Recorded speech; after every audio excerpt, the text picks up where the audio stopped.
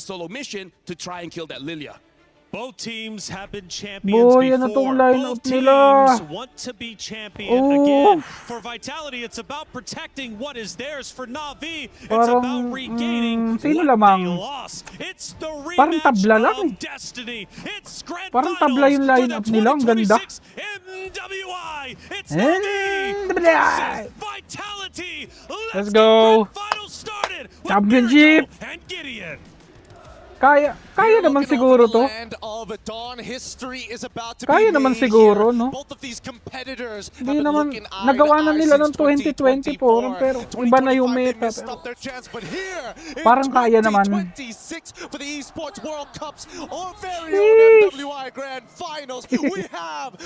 Eh guys, sa mga nanonood dyan, subscribe na. Subscribe sa mga nanonood dyan. It can't get better than this. Naubos natin lahat to. MWI between the champions. At least three of them from the same roster. Player agad ni 2024 and the defending champions of 2025. Dalaw agad sa mid.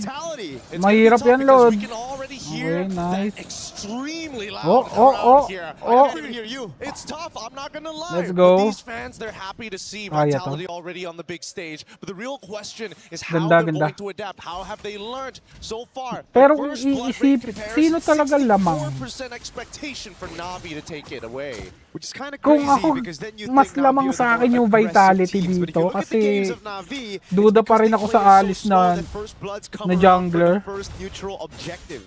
Naipanalo nila yan, pero i-doubt natin para manalo. As well as roamers. They want to be quick across the map.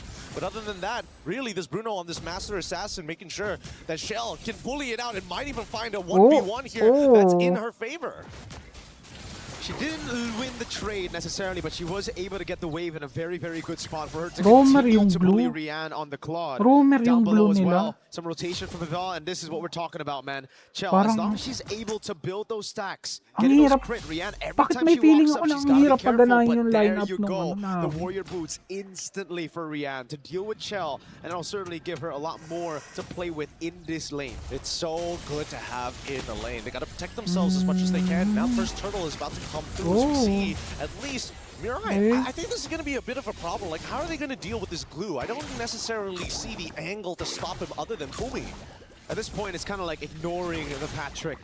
Vival's just going to have to go in for the red tree. 50-50 against Keishi. Nami doing a good job.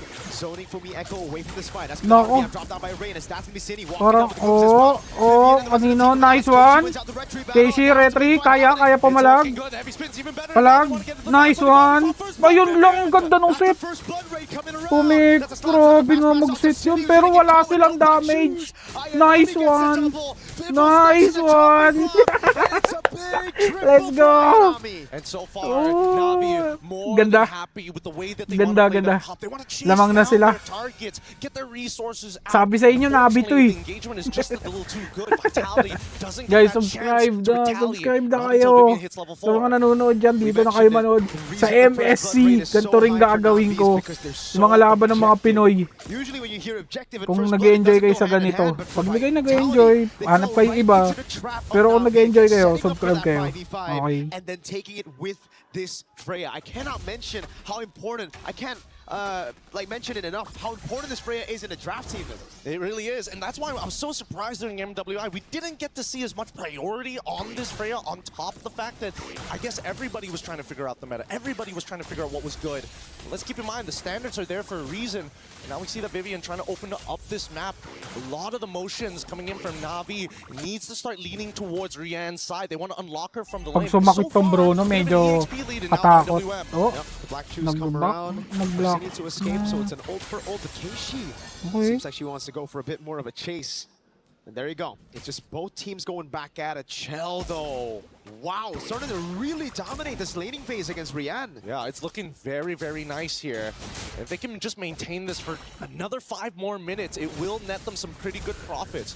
Not to mention on the opposite side, let's not forget that Nami is currently 3-0 and wants to snowball this lead. They want to kind of get her out so she can start dominating the jungle side as well. So well played by Rian, though. Right after getting bullied, knows that she has enough with the Festival of Blood in their kit to just sustain back up, and she builds up a freeze with the rotation earlier as well from Mirai. Gold Crab, though, still will be monopolized by the Bruno.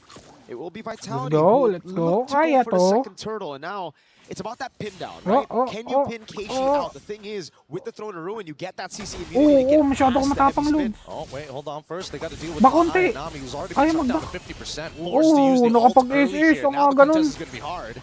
Ganun. With the timer on Pipilit ba? already. Vivop in the back Mag- line. ano? Keishi wins it out Oh, again. Despite wow. the Wrath of the Dryad already Ano nangyari? Ba't tuminto? No! used up the Throne of Ruin, got her into Tuminto. safety. Kumi Echo able to escape, slaps him in the pass. Okay. She goes to the mount on Vivo, and now Vivian is caught in the midst of it all with the Revitalize. Oh, they're trying to Nice. hold it down. They couldn't Nice look to lamang it for sila sa final clash. slash. They have it, and now they get it onto Keishi. Final slash with Vengeance Nice now. one. Nami going in straight Go, out the turret, palag. bringing up the mega kill. Ganda. Not enough Nice damage for one. Vitality's Mariah. Mariah. Malalim na, boss. Under turret taking a lot of those shots and still Oh, able to buhay get pa. away with the pass. Buhay pa. Meanwhile up top, it's Shell Nice going for one. the dive on Rian, but she gets away in time Nice as in the bottom one. lane. Keishi continues the chase, cuts the wave so that they can go for tier 1 in the bottom lane. They got to be tactical with this Okay, on all nice, sides. nice. In the middle of the war, what's happening in the side lane, JL finding a slight advantage here and should be able to unlock herself and start double Nice. moving. At this Kaya point, to. Navi had really good ideas, even initiating a potential Yung battle Bruno on that lang bottom talaga side could affect nakakatakot them sa late even game. more. But for now, let's call it quits. Masakit It's yan. still a solid 2.3K. With the heavy spin, you guarantee the retry, but when Keishi just pops in CC immunity, both Wrath of the Dryad and heavy spin, they really got to start staggering it, maybe poking Keishi before the fight, but it's just so difficult because there's so many people to zone. It's not just Keishi, it's also not Ayanami. Yep. I mean, let's not forget about Mirai, right? This glue is going to be frustrating, and they have no dedicated way to kind of melt down the frontline tanks. If they engage, it has to be an all-in type situation, if not a bait for some bigger spells from Navi's side. But as we see the game continue to progress, now that they've unlocked both sides at this stage, and unfortunately for Claude, they still need to get the tier 1 up top side before he's done here. Navi is putting a lot of emphasis towards this top side. 22 more seconds until the next turtle spawns. Man, Vitality are playing a scaling game already this early on with Bruno and Lilia.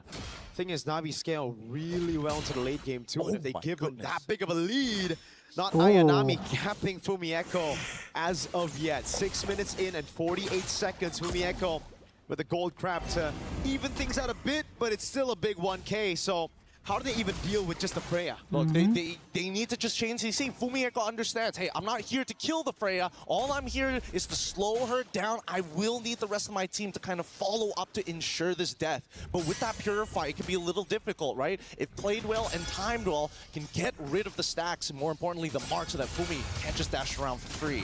Vivian. Okay. try to go for the rapid Babawasan na drive. nila. But again, Umikot. it's Keishi with the CC Umikot, immunity. walang nagawa. Vivian caught everywhere. Walang Oh, nagawa, no, iikot Vivian niya. to the back of the line. Hinabol. Vivian's just Hinabol gonna si get shut Vivian. down by not Ayanami, as Okay, the rest of the nice. team will funnel Habol pa, into kaya? mid. Oh, now Di na, Vitality, di na. once again, Palma they just lang. move their way. They tried to pinch them on Palma with lang. Mirai as well, but Vitality made the right call. Nice. Having to back up here, not trying to interact with these fights. And even Keishi just showing up, just saying, hey, I just want to see what's going on in your jungle, sir. Shell's got no damage to deal with that. Keishi can walk in the jungle, Nice blink one, in, and take Ludiville. everything away from Vitality. Even Vivil's struggling right now against this glue. Mariah's gonna try to go for the take. Luckily for Vivel, she's still able to secure it for herself. But look at the top lane, falling Sakit- as well. sakit Now the na, no? structural advantage on top of the Grabe. turtles. Oh, Shell Bruno just yan. Keishi, especially when she gets Bruno into yan, this boss. minion wave. Throwing a ruin use, Kalma. trying to bait them into a long fight for the cut for the rest of the team from Navi. Binibait. Mariah's gonna go in Ganda. with the dash now. Cyclone Nice. Vivian with the Wrath of the Dryad onto the back already. Is Mariah Bak cannot na. get them out, but she actually does under Oh, turret. nag-flicker. That's a mistake as Chelsea able to flicker out the safety. Yun Mariah's lang. gonna go down. Now it's City with the black shoes. Caught in the art of Yun the lang. Blazing West. It's all good. The backline's under attack. Oh but no my RW1. gulay. They're not attacking the mid-tier Oy, two. nando Fumi nakabang. out to Rian. Si Pumi. City able to survive. Now very Ay. low. Trying to get caught by the void blast as Fumi Oh, Looks to pinalagan. Vengeance. Is able to Pinalagan sa ilalim ng torre. tanks up a storm Nice with the one. turret. It's Fumi Nice joined one. by Ayanami, and Galit Fumi ng will ate mo. fall. Ayanami's Nice. godlike in Oh, this no. game. Nice. Shell, don't get too close here, and especially with so many Oh, people oh, in front. Belleric is also oh, trying to get into this Bak fight na. as well to try and clear Nakuha up na yung these torre, okay waves. na yun. And finally, Navi get to walk away Wow. from this fight. 20 Lakas more nila seconds ngayon. until the first Lord spawn, but that is one hefty lead. And it's because of the 2,000 almost gold lead between the XP. Ayanami 7-0-1. It truly isn't Ayanami. It's more like a Rihanna. It's more of a gold lane. It's more, heck, of a Rain mid lane performance from Ayanami. It's pretty crazy, I'm not gonna lie. The fact that she's called not Ayanami makes this way funnier. It's like, no, I'm not the carry. Go look at Ryan. Wink, Wink, wink. But now with the Lord in play, I think Vitality can't afford to make any more mistakes at this point onwards, right? Everything is gonna be permanent from this point onwards. The thing is, they can try not to make mistakes, but Navi are going to constantly force those mistakes upon Vitality. Parang wala nang by going chance mga into the comeback. sideline, by pushing Kaya it na in, to. and also just taking this Lord as bait for Sure we Vitality na. to walk out of their base. Because if you look at Vitality's composition right now, they have good clear, but that's about it. Well, even when we're talking about clear, right, it doesn't come at, well, maybe Shell has got probably the easiest way to clear these waves. However, it's not AoE, and it's not exactly the fastest, especially once we get into the 20-minute zone. Ideally, we do get there for the sake of Shell, but at the same time, I don't think Navi is going to allow that to happen. They're going to start sieging, and I have a sneaking suspicion that Mirai might just flicker in underneath inhibitors. At least the Vitality fans haven't lost hope. It's game 1 out of a best of 7, and they need to also conserve some of that energy, unless the French are just built different, man, because, God, their energy is oozing back to stage as well. Dude, the Vitality fans have been all around here at EWC, whether our stage or other stages, they are audible no matter where you go. And for now, Navi really taking the time to deny resources, but I love the chump check that Navi is doing. It's like, if you really want to engage, try us while we still have this 5K lead. We will stat check you every single time. As long as you don't kill not Ayanami, we can make it work. They're defending the tier 1 in the mid lane really well. The Holy Shield down below has already been taken out, and that's Walang a ano. melted gun for Chell. Rian masyado finally completing nag-effective that load dun. 3-item power spike, the Swift Trinity. 11 minutes in. It's all about the Pinasok! through descent coming down right now. Pinasok, Lodi! And the CC immunity is already used up Lalim. to ruin. Now Vival tries Tori to yan. come back. Mariah's gonna be caught under turret. Tori yan, Lodi. It's gonna get cut down by Nada Ayanami. Pinasok sa And now to- it's Ray grabe. in the midst of it all, taking a damage from City with the black Kinalaban sila sa Tori, yun lang.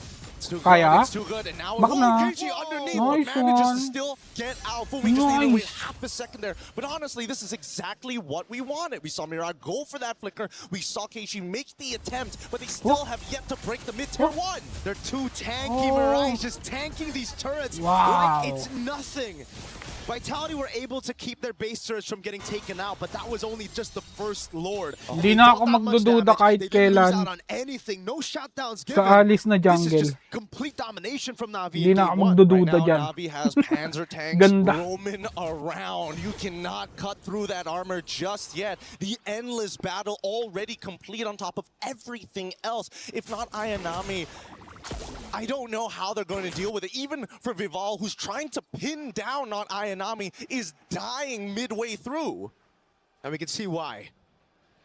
Not Ayanami has picked up an endless battle as well. Rain already has a Divine Glaive. This is the reason why Viva on paper, crazy front lines that can take a beating and a half. Not against this composition with this much of a lead right now. It's just too much to handle. 6.1k, but it feels like it's already at that 10k mark, but it's not entirely hopeless for Navi just yet.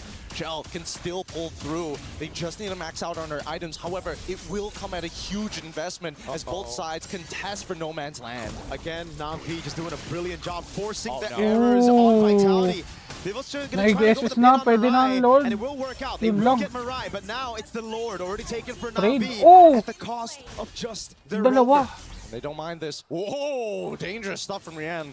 Able to respond in time with the BMI, but for now, with his 3 and 10 score, Vitality, trying to defend, and Rian making a play. Oh, Wow! right in the RWN, the Blazing Duet. Ginulat Now it's the ang comeback mundo. for Vitality as Keishi pops in that skill 1, had Sabi already biglang- used it, throwing a ruin. 0-0-9, setting up perfectly for the rest of the damage dealers of Navi. And the worst part is that now that Fumiko is gone, it's only just the Wrath of the Dryads that they have to worry about. The Heavy Spin was also used in the middle of that interaction, so now that Navi sees all of these checkboxes being ticked, outer turrets will be destroyed, a guaranteed inhibitor on bot side. Can they convert this even more? Can they find that winning fight? Yeah, Chell really wanted to clear this Lord before he got the charge, but it will be guaranteed in the end. Lord with the trident charges into the bottom lane turret, giving Na'Vi the far lane advantage for the next Lord. Now in the tier 2 in the mid lane, it's Rain and Rian. The double R's working big together. It's all about defense again for Vitality, but we know from Na'Vi in the semifinals and the quarterfinals, after taking a loss to Galaxy Phoenix, they've learned it is just back to discipline, back to playing the textbook game after getting a big lead at the start. You know, it's time to call Zipper and pull up the item list real quick. We need to see where Shell actually is currently in the game, because while you see 4 items already completed and a Winds of Nature recently being purchased by Rian. Love that. Until we see a Winds of Nature on Shell's side, I don't think there's that guarantee, you know? Big auto attacks, but if you get hit by that fully stacked Blazing Duet, how do you protect yourself? At this point, I don't even think she can go for the Wind of Nature. There's just so much damage to deal with. It's not just Rian, right? You go for the Wind of Nature, then what are you going to do against Mirai, Rain, and Keishi when they go in on you? At least you can flicker out of those, right? The worst part, I think, has to be Mirai. I think that's like, if you get caught, there's nothing you can do. You're praying that you flicker out of the way, but at least the Winds of Nature can protect you from not Ayanami and Rian, which we're very used to seeing jumping into that back line. Mieko, final slash already on Rian. Pinilit. It's away with the vengeance now. It's going to Uli, be oh. Ruin. It's Mirai's even flying back Ganda nun, line. na Fighting for corner. Mieko and Vivian now goes to the straight to everybody else, but Ayun lang. Vivian is able to push her away. Now Rian with the Blazing Duel! Ayun lang. And they got Nice him! one. They got him! Keishi just needs to get back out of there. 37 more seconds Nakawawa until yung the This Bruno. was the perfect angle. Nice They one. found the pinch, they found the pull, but worse yet, they needed Vitality right into the corner. You can flicker out of one. You choose which one, and Na'Vi throw all the other 4 abilities at you. Now with Cine, can they clear? Na'Vi are not going to go straight for the Lord, playing it here just to Play try safe. to get a little bit more Play pressure safe before na. the Lord spawns. Lord na, But in the end, nice. Vitality still have good wave clear when there's no RWM and any of those zoning tools. They're gonna have to breathe for a moment, because this next contestant is gonna be extremely difficult for Vitality. Na'Vi has got him in a little bit of a chokehold as that bottom wave needs to be dealt with at all times, and Na'Vi instantly rushing this down. The beauty of having a Gondo, Freya on easy your lang, side. easy Lord. Quick work of the Lord. Nice. With a Freya, a Claude, a Yves as well, it's just boom, insta gone, insta delete. The only one that can do it faster, maybe a Lunox and carry combo, right? Those are good. 8,000 gold lead, Na'Vi knocking on the base turrets of Vitality earlier. Now they're charging at it. They're bringing in their catapults. They have their siege equipment. And we get to see the replay again. What Yeah. went wrong here? A lot of it just comes down to the formation just breaking in half, right? They had to decide whether to be on the left side or on the right side of the purple buff pit. And as soon as they got broken in half, that's where we started to see problems. I think that at least for Vitality, they need to recognize, yes, there are ideal fights, but there are some key problems that they can't deal with. Number one is Mirai. If they commit any ultimates to Mirai, it's not going to work out mathematically to deal with Ayanami. Oh! And yet, Baited. here we are, Lord pressing in. Binate niya lang yun? Seryoso ba? Na'Vi were able to bait out the final Nabait slash. ng Now ganon? Mirai under turret, down What? below. It's the Lord already. Vitality Nabait trying niya lang to ng keep these base basta-basta turrets ng ganon alive yun. for as long as they can. Oh, ang ganda. Coming down, but it's only going to land on 2. But Oh, that's going to be nice. a heavy spin, pinning them down, and that's Naku the po, top delikado ka na. But it's Rian with a killing spree. Oh my God. Okay lang, okay lang. Torre. Pwede Torre. Torre. Nice one. Back na. Ang sakit. Oh! Oh! What? What? Nice end. Nice one. Na'Vi say objective. They stick onto the crystal.